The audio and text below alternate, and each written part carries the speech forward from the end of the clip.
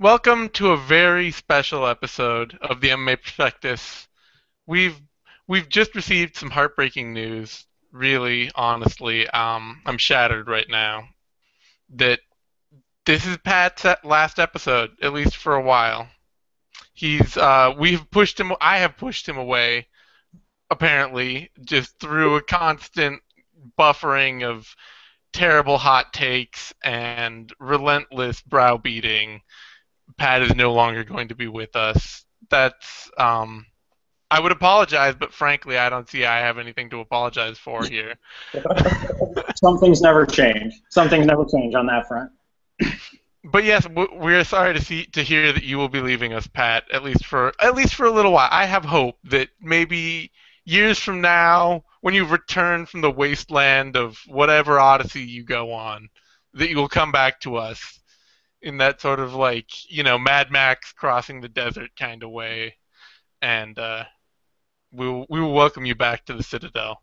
Exactly. Exactly. Only a matter of time. Only a matter of time. So in the meantime, I don't know. It's hard to then give Tom a nice intro and be like, "Hey, Tom, but you're still around." Tom's still here too, so we're gonna keep. I'll just go down as the guy who also blames Zane for Pat leaving. there we go. Get yourself in the book. There you go.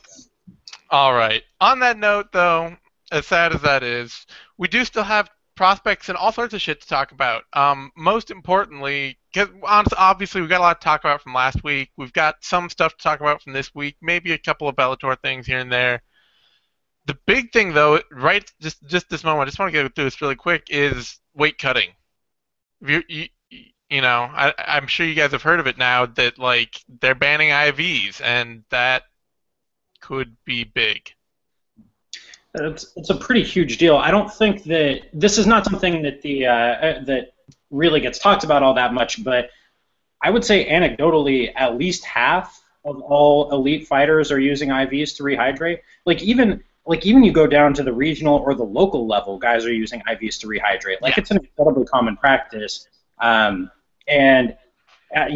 think it has the potential, if they really, really go out of their way to enforce this, it has the potential to fundamentally change the game that's being played. It's a lot harder to cut a lot of weight if you can't rehydrate with an IV. Yeah, this is good. This could have, as Pat said, this could have the potential to completely restructure weight classes as we know them.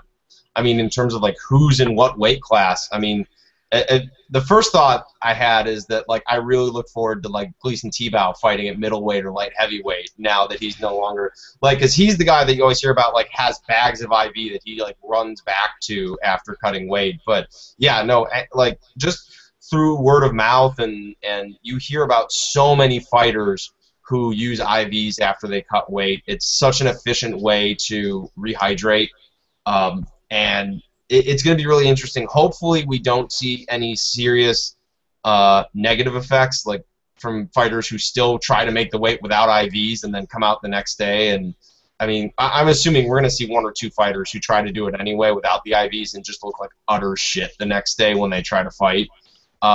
It'll be really interesting to see what happens with this. I mean, USADA's basically said this is the thing. You're not going to be able to use IVs, and it could be a very different looking sport because of that. Yeah, I mean, the thing I think I would worry about is not so much how enforceable it is, because I do think that that's a legit, okay, maybe they can't enforce it that easily. I know at least one fighter, Robert Whiteford, tweeted out that they can, that it comes up in your blood test if you've been using an IV, but I don't know if that's true or not. That doesn't seem true, but I think the big thing is that because they're wrapping it up with this big, scary drug test that fighters are so hell-bent on showing they embrace, that it's going to cause a lot of people to obey it just by being there.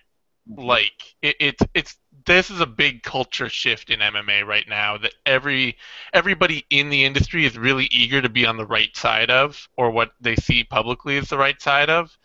And that's kind of the thing I would worry about, is that a lot of guys are just going to be like, well, are not even worried, but I think that a lot of fighters, even if they could get around it, just be like, well, I can't do it because I might get suspended for 2 years, and we're all trying to embrace this new like anti-PED thing. Yeah, I mean, I think it puts a lot of pressure on, especially like flyweight may not be a viable weight class at this point because there's going to be, I mean, there are a lot of guys who cut down from way up there, who cut down from the 150s to get down to 125. Like John Dodson is anywhere between 155 and 160. Like, can John Dodson cut to flyweight without? Can John Dodson cut to flyweight? I mean, I don't know. Like, I think the biggest weight class I'm worried about are the women's weight classes because they tend to seem to have a lot of times the most miserable weight cuts. Yeah, and you can forget about Cyborg cutting down to fight Ronda Rousey now. There's no way. And even Rousey does. It wouldn't surprise me if Rousey got maybe 135. Yeah, no, that's actually that. Right as I said that, I was just like, oh god, yeah, Rousey making weight, that could be a big problem. I mean, it'll be. Though I will say that I think I've said it, and I know Pat, you said it, that like the biggest threat to fighter health, like the biggest chance that we see of a fighter like of just dying in the sport would most likely be complications from an extreme weight cut. Mm-hmm. So it'll be interesting to see if does this complicate that? Do guys still just try to cut the weight without the IV bags, or does this kind of scale back the culture of weight cutting that currently exists in MMA? And I kind of feel like initially we're going to get guys who try to make the cut without the IV bags, and I think as it goes on, we might see a shift away from at least like tamping down on the weight cuts a little bit, making them a little bit more reasonable. Yeah, and that would be my hope. It's just I think that this is one of those things where there are certain camps that have this down to a fine art, and like a lot of their competitive edge, and not that their competitive edge is going to be gone, but a lot of what they do is predicated on the ability to make these big cuts. Like American Top Team is a really good example of this. That I mean, a lot of American Top Team's competitive advantage is based on the fact that dudes like Mirsad Bektic is still going to be talented regardless of whether he's fighting at 145 or 155. But part of the reason why he is an absolutely elite 145-pound prospect is because he can make the cut down from 175 or 180 without too much of an issue, and that's part of what his camp does for him. But like I don't know, it really changes the landscape. I'm all in favor of smaller weight cuts. I think that that's a good thing. But I don't know. I mean, yeah, it's hard. I would like to see smaller weight cuts, but this is a big shift, and I don't think we know how people are what the response is going to be. Hey, it might give us a lot more heavyweights though.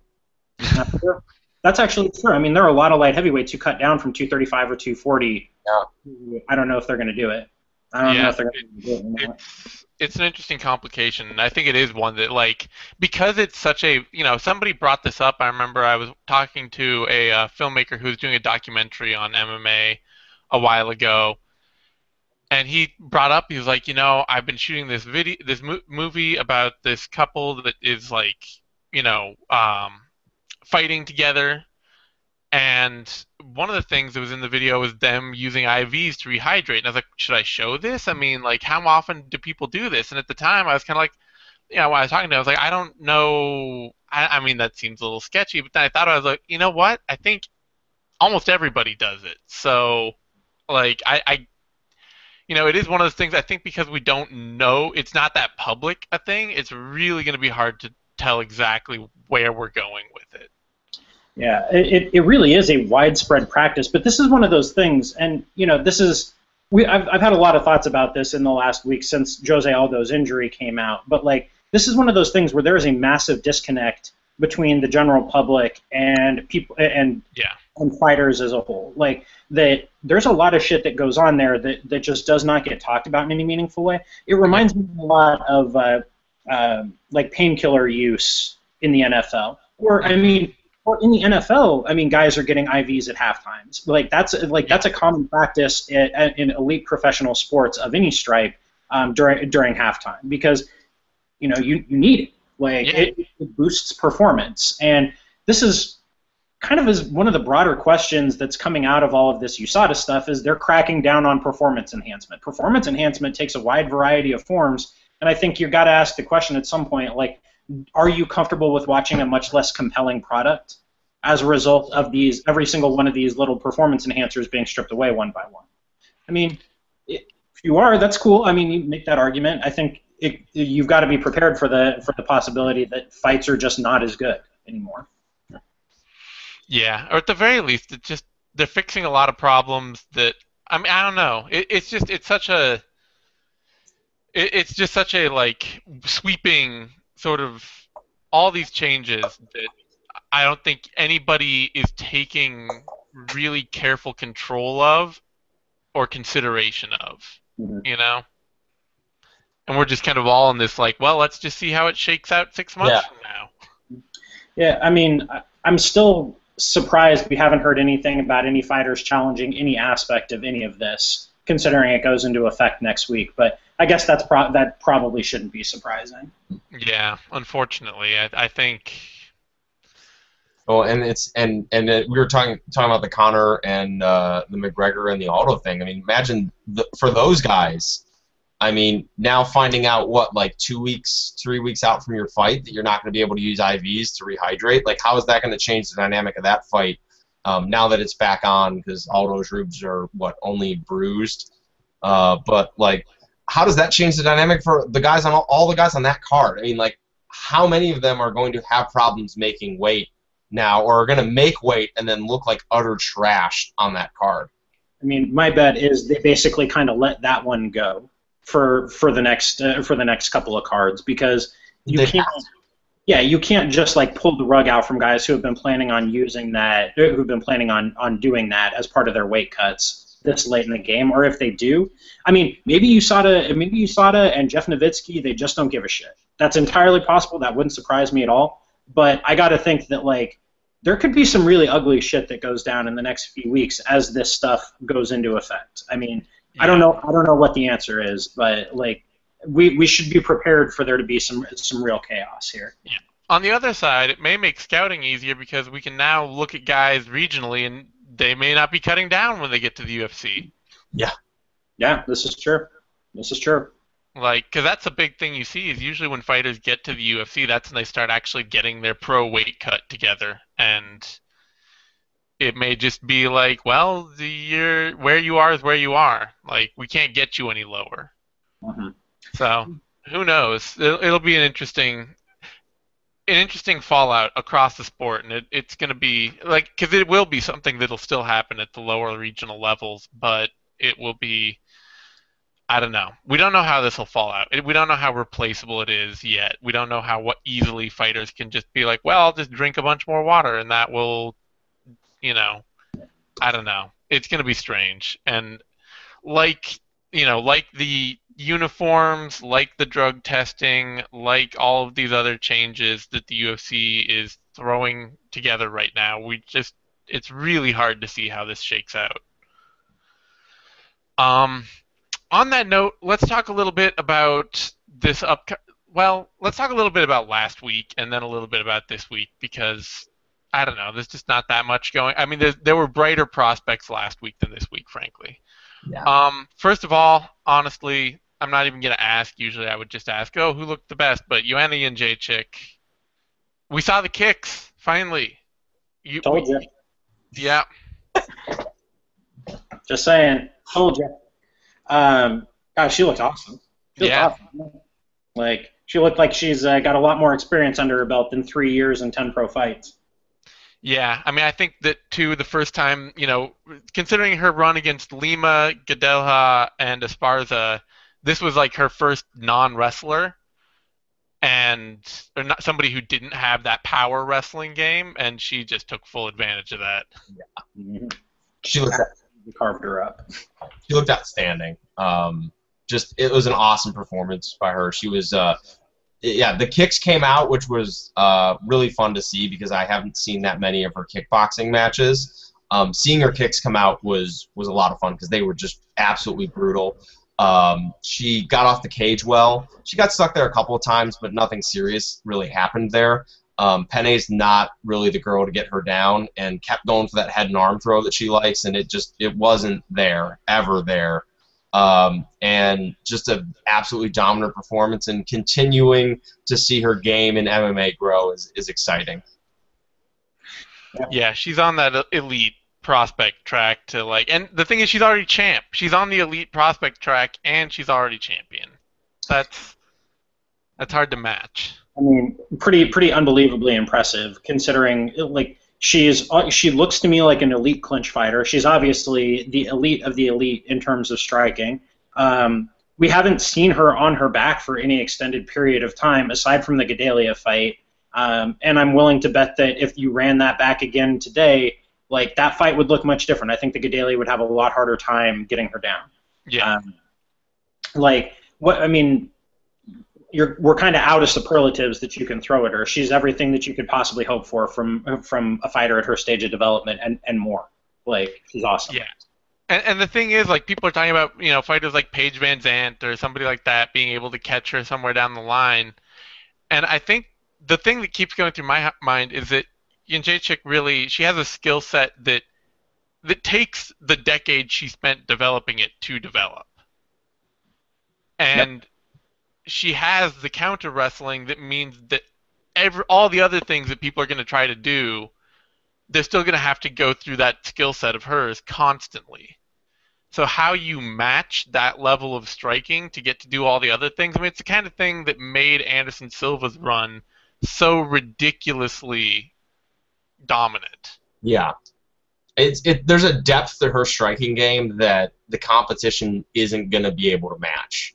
Yeah. It's going to take, I think for her, it's going to take a pretty special MMA wrestler to give her problems. Someone who can work their way inside safely, which in itself is going to be difficult, but is a lower level of striking that you'll need to actually engage with her on the feet in prolonged exchanges. And then it's going to have to be someone who just excels at cage wrestling, excels at takedowns, excels at holding someone down and stopping them from getting back up to even come close to threatening Jedrzejczyk at this time.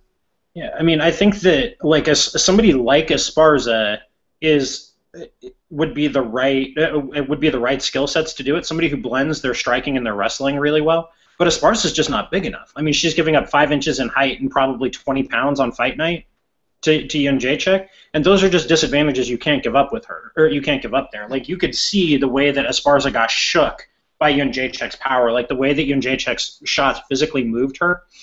Now, Gedalia was not shook quite the same way, even though she got knocked down. She stayed at it.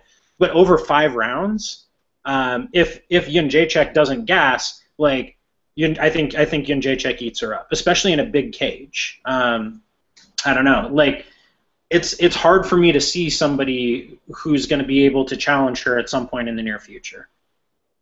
Yeah, it'll be interesting. I'm not saying that she necessarily will be that level of dominance, because a lot of things play into being having a kind of 10 title defense run or something like that some of the best stars have gotten.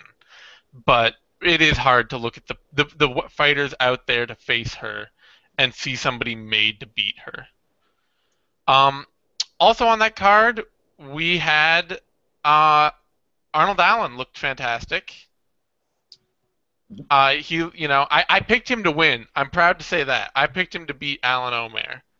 But I'm glad he did it, because he showed a level of, more than anything else, because he looks like he has the athletic tools. He's fast, he's strong, he's willing to scramble, and all that.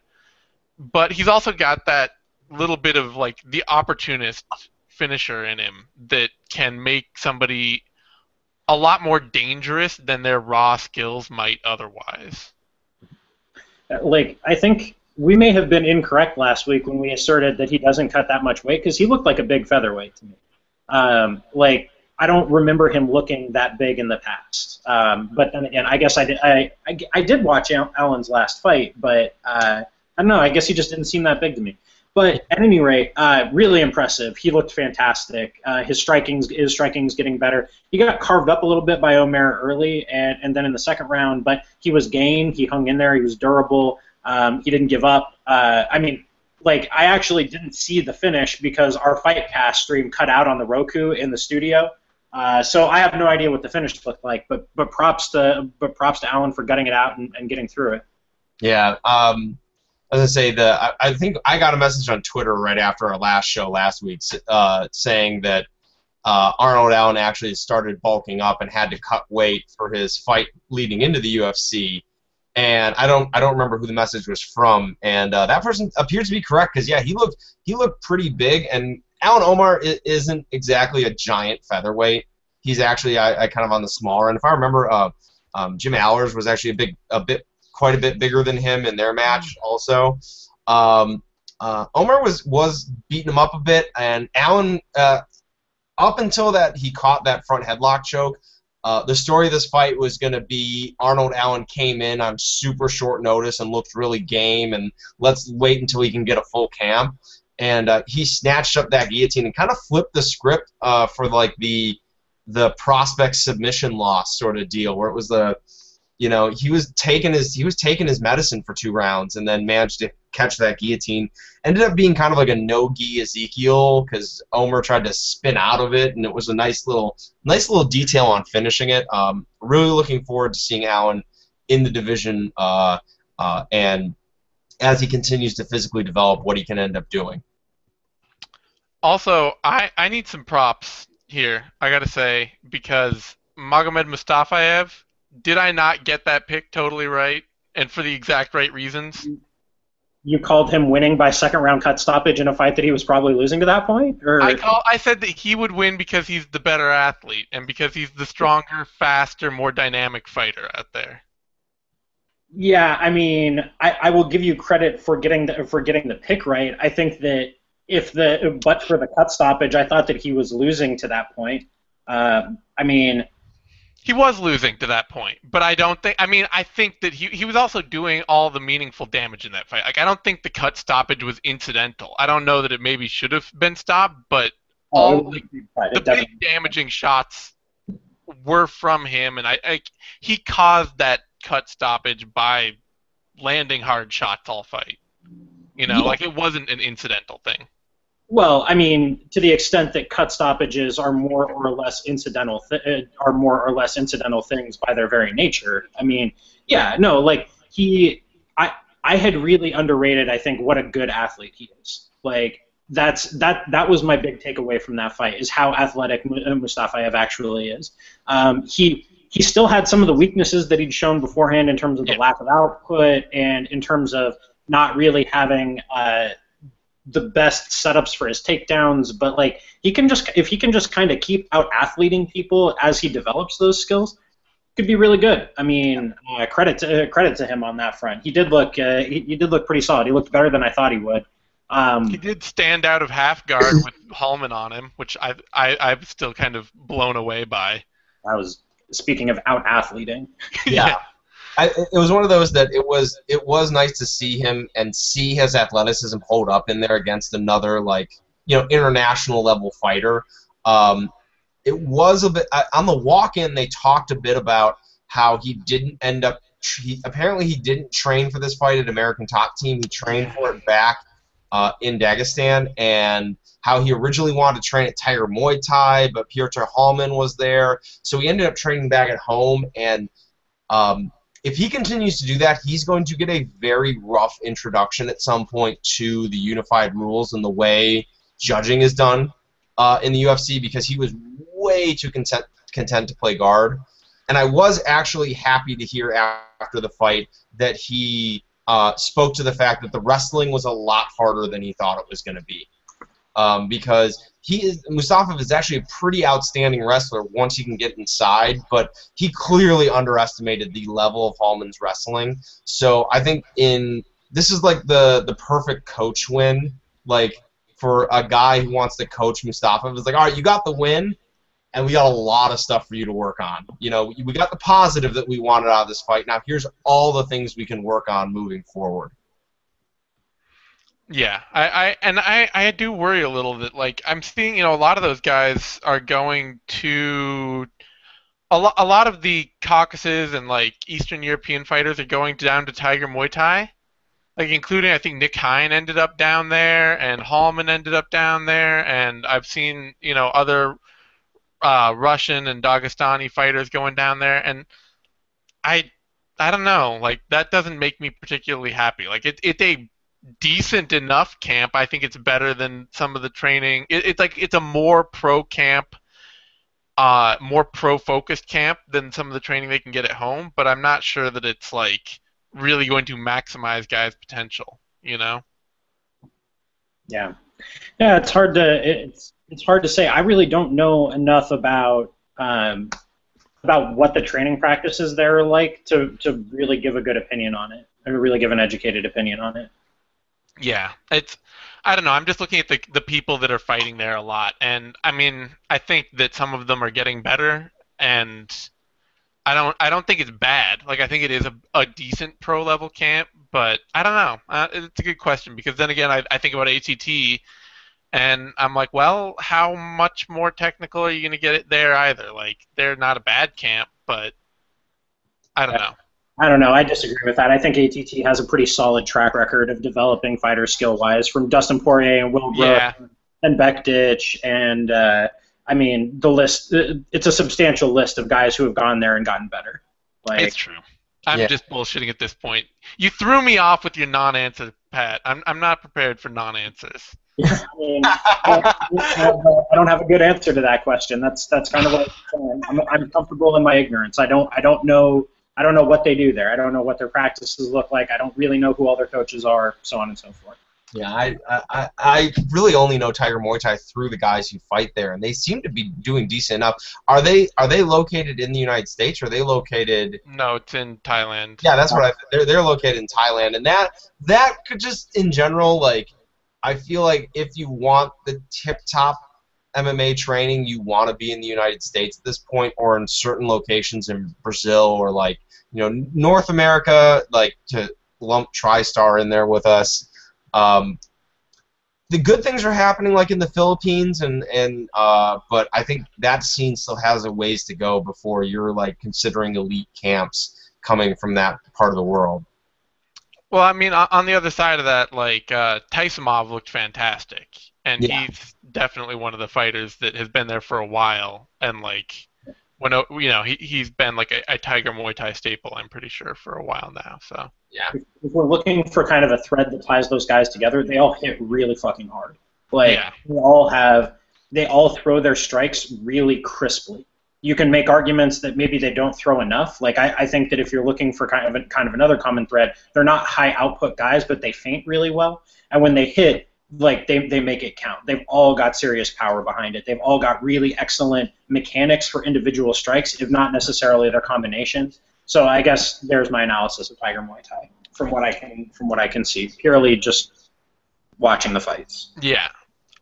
So I don't know. What's the most important thing to talk about next? We got Makwan Amirkhani, Taylor Lapilus, and Lahat versus Nicholas Backstrom. Well, I gotta ask you guys: are you guys now concerned about Nicholas Backstrom's defensive striking?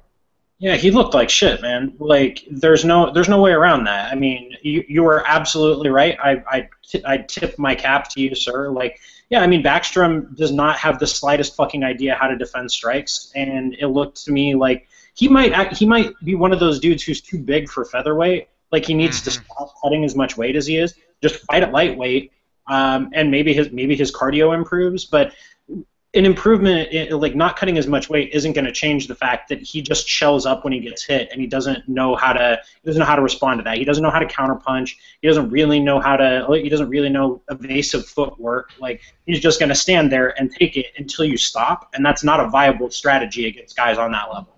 Yeah, it also makes me worried that as a hyper athletic grappler, like size is really a great tool for him to be bigger and stronger than his opponent. So going up to lightweight, it's like, well, now you're not bigger and stronger, so you really I don't know that is going to, like, I feel like it wouldn't be a benefit to him in that way. Like he wouldn't get the benefits of like moving up and like, oh, now I'm more, now I can be more comfortable in my cut and all that. But it's like, well, now you're with guys who hit harder and are bigger, and you still suck at striking, and now your wrestling's probably going to be a little worse. Is a viable comparison for him in this case like Cole Miller, who kind of had, I mean, when he went down to featherweight, I actually remember him having big problems in kind of that, like... Backstrom's way more athletic, though. Like, Backstrom is a great, great athlete. He just doesn't know how to box at all. Yeah. And I think that this fight really showed, unfortunately, that he's probably trying to learn how to box and has just not quite learned yet. He was way more content to try to box in the pocket in this fight than he ever has been. Usually he was like outside, dancing around, outside footwork, throw a lot of kicks, leap into the clinch, and strike. This time he was much more like measured, okay, and try to figure out. Totally, the clinch, all that. You've totally broken up on us, dude. Wow, that was bad. Yeah.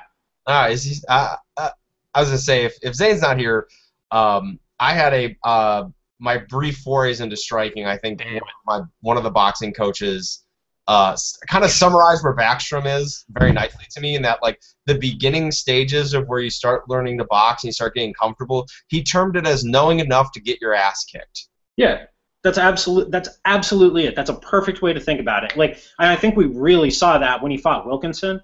Like, this time Backstrom came out knowing how much he didn't know, and not like focusing on what he thought he did know, and that got him in just as much trouble, because he lost the confidence that made that work for him beforehand. Like, he had just limitless confidence in his not that effective striking last time out. It got him knocked out. This time he had no confidence in his, probably from a technical perspective, better than it was last time striking, and that got him killed.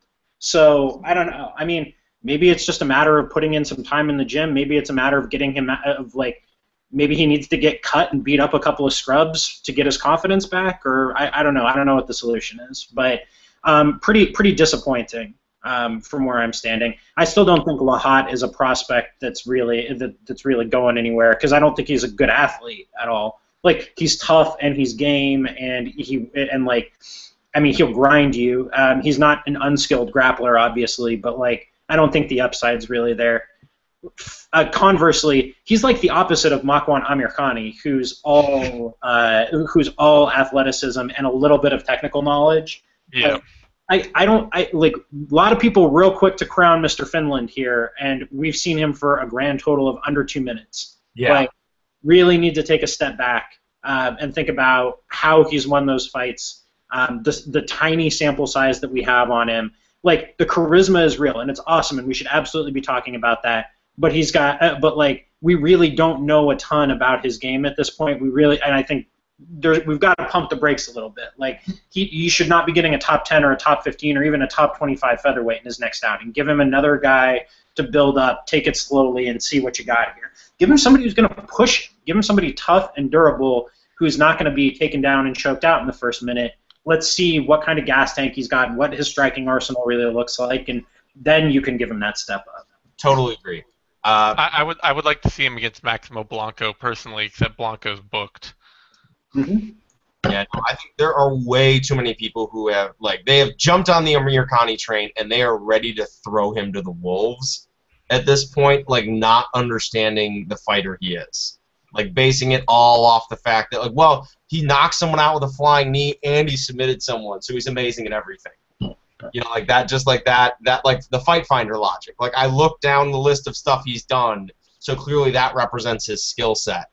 And no, he's an exciting athlete.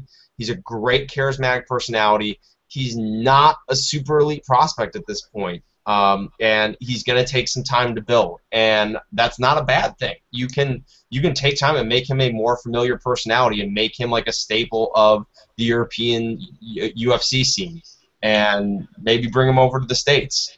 There was, like, I don't know if you guys saw this on Bloody Elbow. There's a fan post by Garrick16 about the kind of flaws in the thinking of MMA fans and media about precisely the issue of sample size, and how we overrate some fighters based on very, very small sample sizes and underrate others. So compare Amirkhani with Bektic, and what we've now seen Bektic for a grand total of 7 rounds plus a little bit into this, plus a little bit of an 8th round. We know a lot about what Mirsad Bektic's game looks like because we've seen him in there for big chunks of time. We know that his game is sustainable to win 15-minute decisions. We have a pretty good statistical sample size, if that's what you wanted to look at. We have a pretty good idea how that shakes out. We know next to nothing about what Amirkhani is going to look like under those circumstances. He's got 2 fights, yeah, but they were over so fast.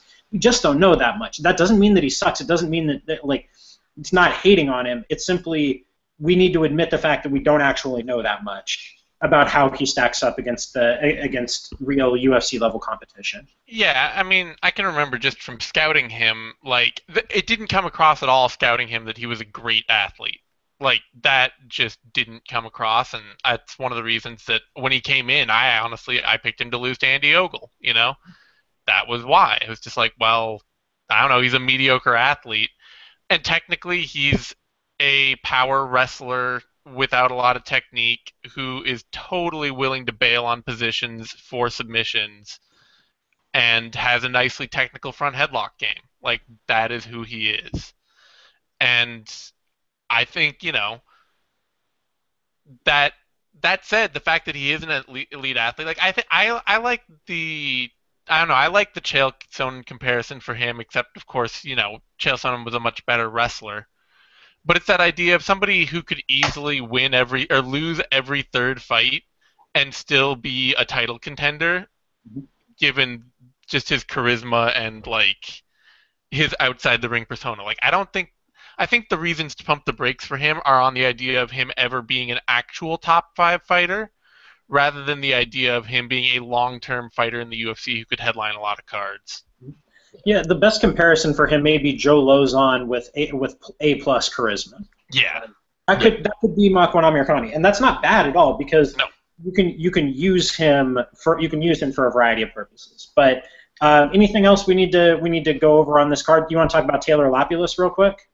Well, he looked fantastic. He looks like he's developing super well, and I'm really excited that we have another top bantamweight prospect who could develop into a top 10 kind of action fighter. Yeah, and it's interesting that we're starting to get like really good lower weight fighters out of France, a country where MMA is not even legal yet. I'm really impressed by Lapilus in every possible way in this fight. A, because he's developing a real crisp kind of Dutch-style range kickboxing game, nice punch-kick combinations, really good timing, really good output, very efficient kind of style. He's not wasting a lot of energy with his footwork or like his mechanics are really good. He's not wasting energy in the way that he throws his shots. Really like his clinch game. He never let Sasaki pin him against the fence for too long. Constantly in motion in the clinch. I mean, I'm sure you guys picked that up. He never let himself just get pinned there. He was constantly fighting for an underhook, fighting for head position, and then sneaking in elbows and knees the second that he created some space. Like, that was really impressive to me. I really liked what I saw there. He's been about 3 years, and in that fight, he basically played that was the blueprint of the MMA striker. Like, that is how MMA strikers succeed. In the first round, he shut down the takedowns. He got back up when he got taken down. He started winning the clinch battle. Then he established his range with some hard strikes. You know, made Sasaki think twice about like charging through that distance. And then in the second round, the game opened up. Once he established his range, it opened up and he got the finish. I mean, that is an MMA striker, and the fact that he picked it up in such a short span of time is really impressive. Like, TJ turned to me after the first round of that fight in the studio, TJ DeSantis, and he says, Sasaki is getting finished in the next round. Like, and he was just stone correct about that. Like, Lapilus destroyed Sasaki's confidence over the course of that first round by shutting down his plan A. Sasaki's plan A was just to take him down. Sasaki's plan B was to grind in the clinch. Sasaki's plan C, I guess, was to do some range striking and then try and get in on a takedown.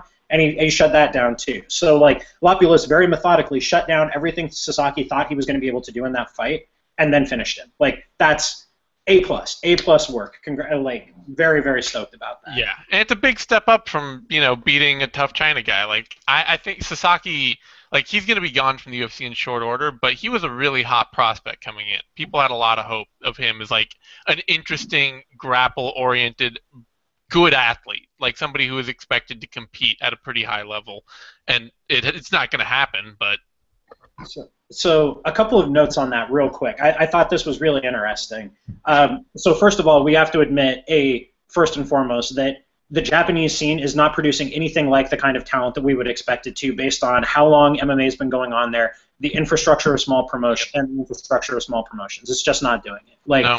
there's the only real elite prospects that they produced are Kyoji Horiguchi, and I guess Michinori Tanaka. You can still say is like maybe. I mean, he lost a close fight to Kyung Ho Kang, who it turns out is actually really good in his last fight. So there's still something to be said there. But I hadn't really thought about this. The aging of the Japanese population is such that like we can't just look at the population of Japan and be like it should be producing this number of fighters, because there aren't that many young people in Japan. Like there's way fewer young people than we would expect. Yeah. Given the population of the country, and so that kind of squeezes the market for athletes in really interesting ways. It's just kind of an aside. I mean, there should still be more elite prospects coming out of Japan than there are, but like way fewer than we would expect looking only at population numbers. Yeah, the age bubble in Japan is creating all sorts of interesting little demographic like events, and it's interesting to think about it crossing over into MMA and impacting, because I mean it's one of those things that when I started scouting, I was always excited to be like, oh, I'm going to look at this Japanese fighter and I'm excited. I want to see the next like great fighter coming out of Japan. And two things inevitably happen. Number one, there's almost no tape on the person. Like for some reason the Japanese promotions just do not put out video of their fights. And then number two, when you actually find the video, they don't actually look that good. Like, it's really hard to get excited about a prospect out of Japan. Even if they had a good one, it would be really hard to, like, get the information out there because there's just no tape on them. Yep. Yeah, it's tough, and I don't know. It's frankly, like, Sasaki's been really, like, that's been kind of a major disappointment. Like, you know, he obviously hasn't been disappointed because, like, that doesn't make sense. I'm not his dad, but that sucks. Anyway, we should move on to the new UFC card because we got time constraints and all sorts of other stuff. So, two people we got to talk about really quick. The big two that we should be talking about in terms of prospects are really Levan Makashvili and Alex Cowboy. They are both showing up. One of them is almost certainly going to win. The other is almost probably certainly going to lose. Makashvili, I was pleasantly surprised because that was more against Mark Ediva, because that was more than he's used his wrestling in just about any of his MMA fights to this point. It was really functional, really good. I mean, obviously, just stupid strong in the clinch. Yeah. Effortless turns when he got over under. Great posture, all of that. A little more worried about his kickboxing than I thought. Less output than I thought. It was pretty much all a couple of punches and then diving forward into the clinch. I don't know how much that had to do with the matchup and how much of that is just his skill sets are more limited than we thought they were. I think Hakran Diaz probably beats him here. Diaz is a tremendously underrated fighter. Was ultra competitive with Ricardo Lamas. I actually thought he won that fight. Really good. Was competitive with Nick Lentz, too, in what was essentially the worst-case matchup for him, skill-wise. I think that he's got a little more craft in just about everything except pure wrestling. And I think in MMA wrestling, Diaz probably has an edge on him here, too.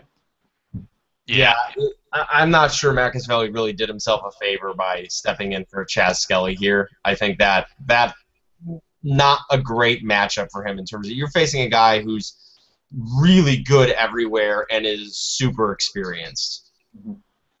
Well, I think that one of the things that's kind of gone under the radar for Diaz over his career because of A, he's been injury prone, and B, I just think that he's taken an exceptionally long time to actually develop his full MMA game, is that Diaz is like a top 5, top 10 level athlete. Like, he's one of those guys who is super athletic and then just never, especially like the Lentz fight was the perfect example, is it just took forever for him to quite get what he was doing in the cage. Because it was like the moment Lentz Lentz was working him over for 2 rounds, and it's like the moment Lentz faded even a little, Diaz was just like, oh, okay, I can start beating the shit out of you now. I get it now. I should have been winning this fight instead of just laying against the cage, letting you beat me up. Like, Diaz has the prototypical Nova União game where he is an exceptional wrestler, an absolutely exceptional wrestler. He can hit you. He can get you with shot takedowns. He can get you with knee taps. He can get you with body lock. He can get you with body lock throws. He can get you with trips.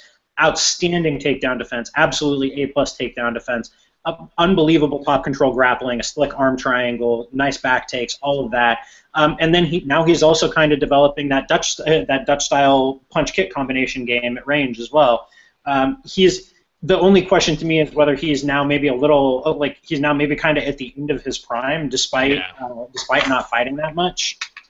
Like, that would suck if it were the case, because it's probably true. Like, that's the thing, is that when you take that long, like, you kind of use up all the good years. All right. Pat's got to go. So we've seen him for the last time ever, and he's running out on us. Closing the door, and I can't say I'm sorry to see him gone. Don't let the door hit me on the way out. Take it easy. Yeah, that's right. I don't want aspirants on my new door.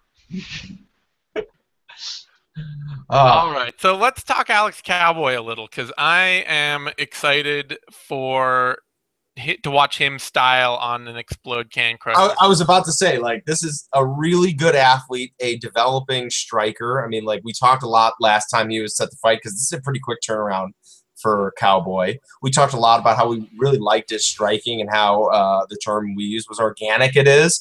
And then he got in there with, who was it? KJ Nunes. Yeah, he got in there with KJ Nunes, slammed KJ Nunes around a little bit, took his back, choked him out, and now he's getting in there with a dude with Explode and Gladiator Challenge fights on his record. It's going to be over fast, and it's going to look really good. Yeah, I'm happy about that. Unfortunately, I don't know. I don't want to speak bad of a camp, but Millennia MMA seems to really like running their fighters through Explode and Gladiator Challenge, and they're making it work. They run guys through there. They get them one legit fight and another organization, a mid-tier, like a building block organization like RFA, I think was what Merritt went through, and Willie Gates went through Tachi Palace fights. And then they make the jump straight to the UFC, and it's like, well, you can't fault that for a system. If you're those guys, they're getting there. They're getting their guys there, which is what they're supposed to do, but they're not exactly. I mean, there's the getting your guys there, and then making sure your guys are ready to be there. Joe, is it Merritt? Yep. That is incredibly ironic. It is. Joe Merritt is in no way ready for Alex Cowboy. I mean, like, this should be a showcase fight for him. Unless, and if Merritt wins, then I will apologize profusely to him, because he doesn't give a crap what I say about him. No, well, and like he's I don't know. He's athletic enough. I'll put that for him. Yeah. If he's gonna win, it's because Merritt is athletic enough. He's a good athlete. But he's also, he doesn't have a background in combat sports that I know of. And he's come into MMA pretty recently, and he's kind of learning all the tools of the trade. And he's the Lorenz Larkin training partner. He trains a lot like Lorenz Larkin, fights a lot like him, I mean. Yeah. Looks a lot like him, but looks a lot like him in the cage. He's got that stalking, sort of outside kickboxing power, one shot at a time style. It's sort of like Lorenz Larkin, a few years ago. How Larkin looked, where he was just kind of landing one big shot, waiting for his chance, landing another big shot. But I don't think that's good enough. He's a good athlete. He's got some nice striking, but yeah. So if he pulls it out, it'll be because of that. But I mean, he's going against a better athlete. It's a puncher's chance kind of situation, essentially. Yep. Otherwise, we have Ponzinibbio we should talk about just a little, because he's not technically a prospect. I think he's pretty much he's the fighter that I expect that we will see for the rest of his career. Mm-hmm. But it's a much better fighter than I expected that to be. Like, it seems like things have suddenly clicked for him in the very same way that things have clicked for Francisco Rodriguez recently, where you have a power punching guy who had a well-rounded game, like a power punching kickboxer with a decently well-rounded game, who, as all of a sudden, as the kickboxing game starts to actually gel, he suddenly gets way better. Like, Yeah. the game just snaps into place, and that feels like where Ponzinibbio is. I think part of it also is that he is, like, by his nature, a pressure fighter. He likes moving forward, and he really he's comfortable in the pocket. And we've talked about before that that's a big advantage in MMA. There aren't a lot of fighters that like to be at that range, and he's getting better at forcing that range on guys, and the results are they're pretty obvious. Like, once he gets into that range and he can trade punches with guys, he's got a lot of power and he likes being there, and that really throws a lot of fighters off their game. Yeah, it's certain. I mean, Lorenz Larkin, he's not a comfortable pocket fighter at all. Like, he can land the big counter shot because he's got the athletic ability to do it, but he tends to he's either shelling defensively or he's just throwing and hoping he doesn't get hit hard. And I could see this looking a lot like his fight against Costa Philippou in the same, like, he's doing all right and then he gets shelled. Yeah. And it'll be interesting to see, though, because Ponzinibbio, I think he's kind of in that, like I say, in that Francisco Rodriguez kind of stage where, like, he's been around and he's been a good fighter for a while, but suddenly things are clicking and he could be taking a big leap forward because of it. Yeah. Otherwise, we can talk about Yoel Romero a little. He's also not really a prospect. I mean, well, he's been fighting since when? 2009. So he's on the cusp of, like, it's weird because this is where that whole, like, that classic sports fan age thing where, fans from outside sports are quick to be like, he's not 27, so he's out of his prime. Yeah, but I mean, you're talking about a guy. He has not been fighting. He's basically in his 5th year of fighting, his 6th year of fighting. Has really developed a nice striking game, partially because he's an unreal athlete. Like, I think on our scouting system, I don't think we have a tier for his level of athleticism. I think he busts out of that. Yeah. His striking is coming together. There's still some holes in it. He still seems awkward at certain ranges. But if he can get you on the outside, he's got some unreal power. He's got some amazing wrestling, obviously, Cuban Olympic wrestling team. I don't love his ground game. He doesn't really hold guys down that effectively. He's much more of like a takedown and let you back up sort of guy. And he doesn't even, like, put a ton of pressure on guys like Cain Velasquez style or like Khabib style. He just kind of lets you back up. So his wrestling is not a huge factor. It's really just a change of pace. But to see his striking game continue to develop has been really, really fascinating, and him to continue to develop that really outside range, which I think he matches up pretty well with Lyoto Machida, because Machida is going to fight at a range that Romero likes to fight at. Yeah, it's true, and I'm just not sure. Like, Romero, he's a fighter, like I say, in MMA terms, I think of Romero as just starting to hit his stride. Mm-hmm. And, like I say, as weird as that is, like, his fall off from the prime of his career could be really steep. I would not be surprised about that, but I would also be surprised if Machida at, like 16, 17 years into his career, 16 years into his career, are we 2003? Oh, 12 years into his career. Less than I thought. Still, at 12 years and 28 fights into his career, Machida's quite still, I don't know, physically competitive. Yeah, I mean, like, Machida's been in there with top fighters for a while now.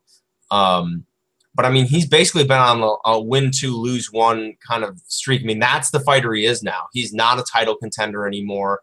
He's a guy that's going to be competitive with the elites, but they're going to be guys that Luke Rockhold him and just totally blow him out of the water. And we're going to see where Yoel Romero stacks up. I think style-wise, it's a good fight for Romero, because I think they're both going to play the in-and-out style. And at this point, I think Romero might be a little more explosive than him. Yeah. So, I mean, that'll be... It's a good style matchup for both of them, I think. And the thing is that I think Romero is just going to have that. There's a lot of fighters you see, especially where, like, and this could be the case here, early in fights, they're really super hyper athletic, and their opponent just can't catch up early. Like, they just cannot find the pace and the range that the fight is going at. Guys like Abel Trujillo, Brian Bowles was like this too at his peak. And early on, they are hyper dangerous.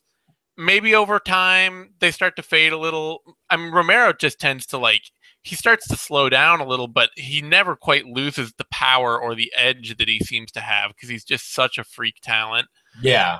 But especially early in this fight, I could just see him kind of running over Machida as Machida tries to time his speed and power. Yeah.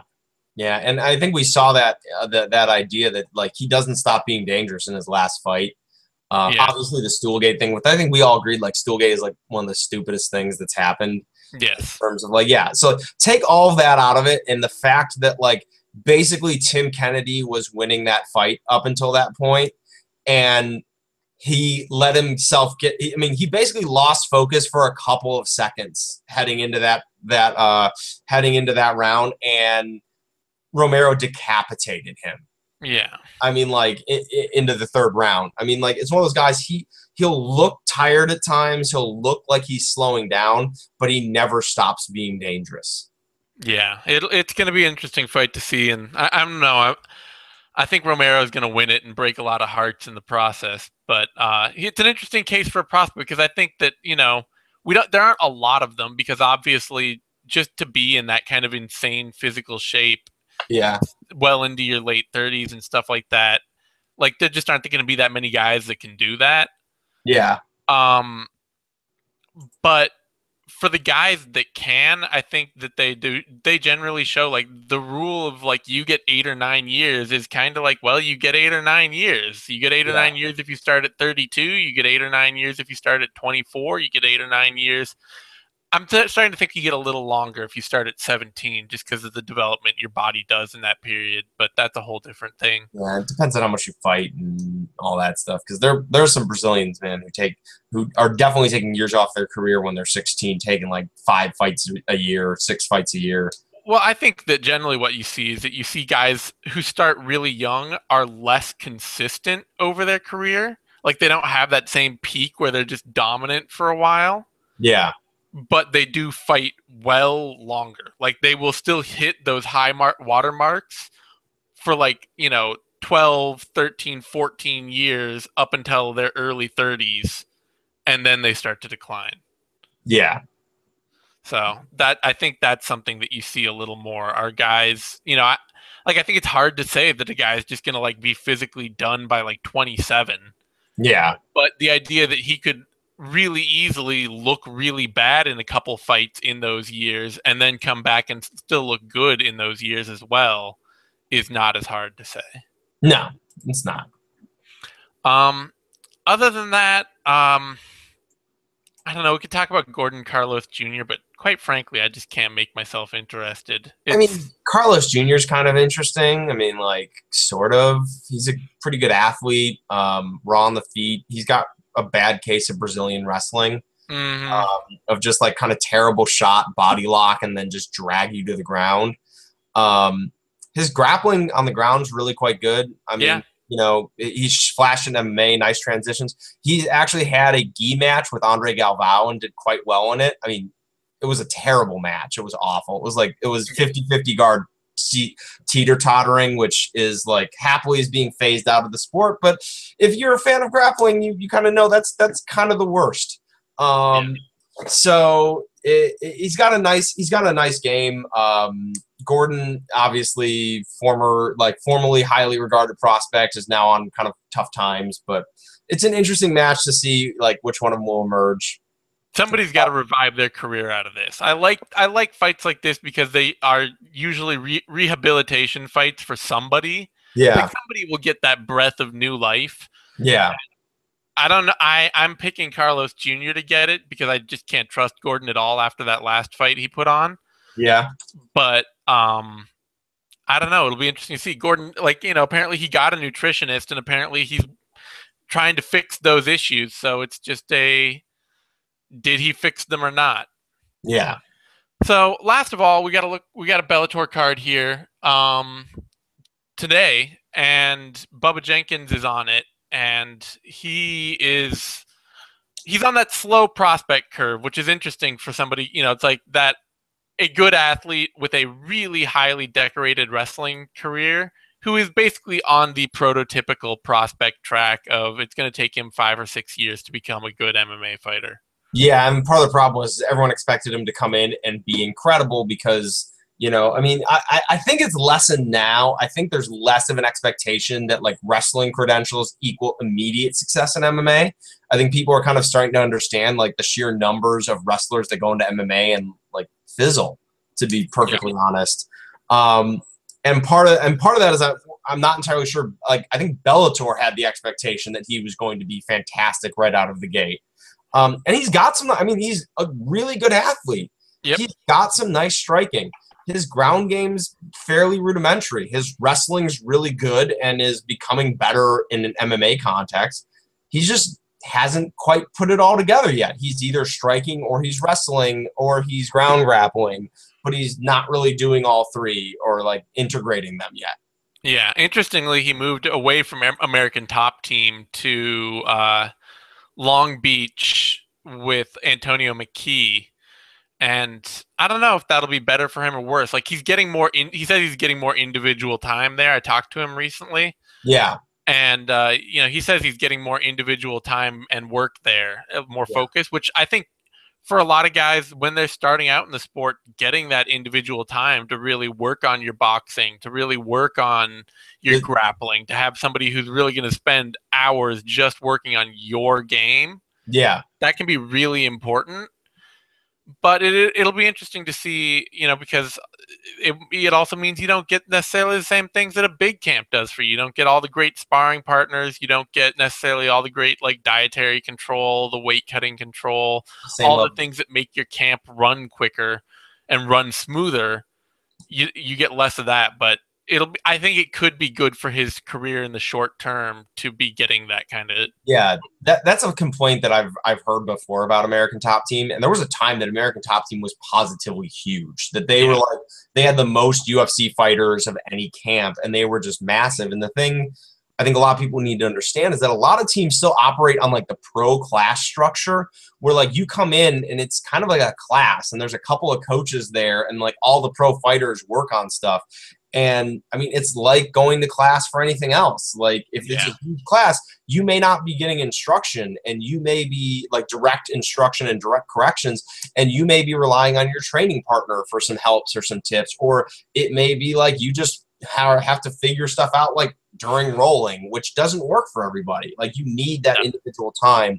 And we've kind of seen since then, like ATT had a couple schisms and has kind of pared down. And I think maybe part of the success ATT is experiencing more recently is maybe a positive side of that. Like they've kind of lowered their fighter membership as fighters have kind of peeled away. So I think that idea that you sometimes want to be in a smaller place, maybe the level of coaching isn't the same. You're getting Antonio McKee as your jiu-jitsu coach instead of Ricardo Laborio, but Ricardo Laborio is trying to coach like hundreds of people at American Top Team, whereas like you have a large portion of Antonio McKee's attention when you're with him. Yeah, it'll be interesting to see how it works for him. Like I say, I think early in a career, in those first like 4 or 5 years, it can be really valuable.